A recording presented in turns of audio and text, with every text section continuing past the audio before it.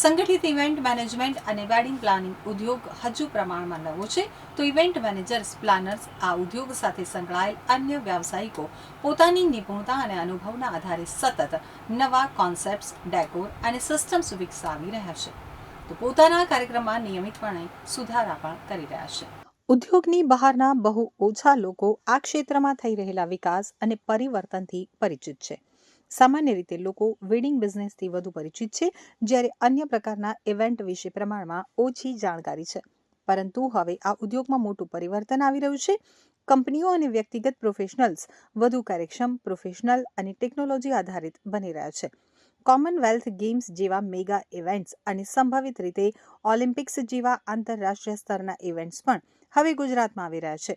આવા સંજોગોમાં 13 વર્ષ જૂનું આપણું ઇન્ડસ્ટ્રી એસોસિએશન પોતાના 340થી વધુ સભ્યોને એકબીજાથી નજીક લાવવા અને સાથે મળીને કામ કરવાની તકો ઊભી કરવા માટે નિયમિતપણે વિવિધ કાર્યક્રમોનું આયોજન કરે છે.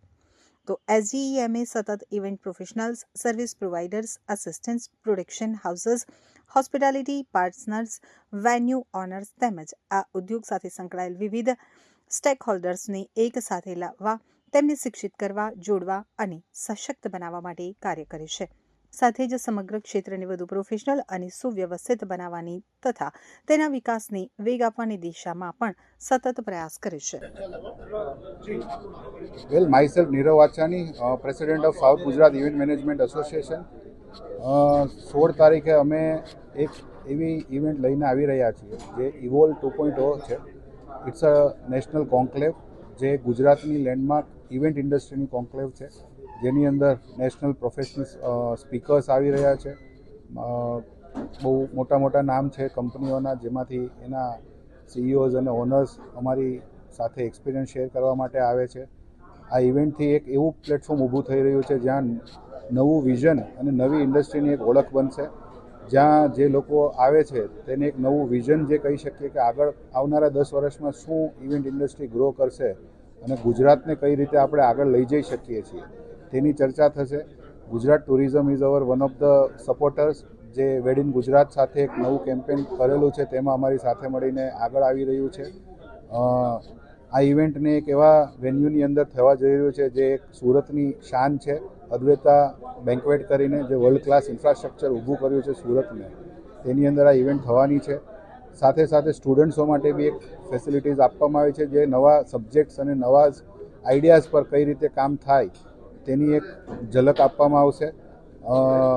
સબ્જેક્ટ્સની વાત કરું તો આની અંદર એઆઈથી ડિઝાઇનો કેમ બનાવી છે, how it utilise this trend of AI in event industries. Event ડિઝાઇનની વાત કરીએ તો ઘણા બધા ડિઝાઇનર્સ આવી રહ્યા છે જે પોતાનું નોલેજ શેર કરશે કે design is not just a design, story telling છે તેનાથી એક ડિઝાઇન બનતી હોય તો એક સ્ટોરીઝ કેવી હશે. બિકોઝ કે નેક્સ્ટ જે ટ્રેન્ડ છે તે એક્સપિરિયન્સ ઇન્ડસ્ટ્રીનો ટ્રેન્ડ છે, અને એક્સપિરિયન્સ ઇન્ડસ્ટ્રીની અંદર સ્ટોરી ટેલિંગ બહુ ઇમ્પોર્ટન્ટ હોય છે, અને આ જ એક્સપિરિયન્સીસ છે જે લોકોની મેમરીઝ બનતી હોય છે. So this is the things Evol is going to happen on the 16th of August, and it will be a storytelling, experience curations and bigger event. See, Surat is basically manufacturing city માં majority અત્યાર સુધી રહ્યું છે, but now we are આપણે સુરતની વાત કરીએ તો આઈટી સેક્ટર્સમાં, સર્વિસ ઇન્ડસ્ટ્રીઝની અંદર ઘણા બધા સેક્ટર્સની અંદર એમ કહીએ કે જે સર્વિસ પ્રોવાઇડિંગમાં આવે છે તેની અંદર બહુ આગળ આવ્યું છે અને હજુ આવી રહ્યું છે. ઘણી બધી કંપનીઝ એવી હિડન વેમાં બેસેલી છે કે જે સર્વિસ પ્રોવાઇડિંગ સેક્ટર્સમાં વર્લ્ડ લેવલે કામ કરે છે, બટ એ બધી મીડિયાની અંદર કે માર્કેટિંગમાં કે પીઆરમાં એટલી હોય નહીં, because they are providing the services.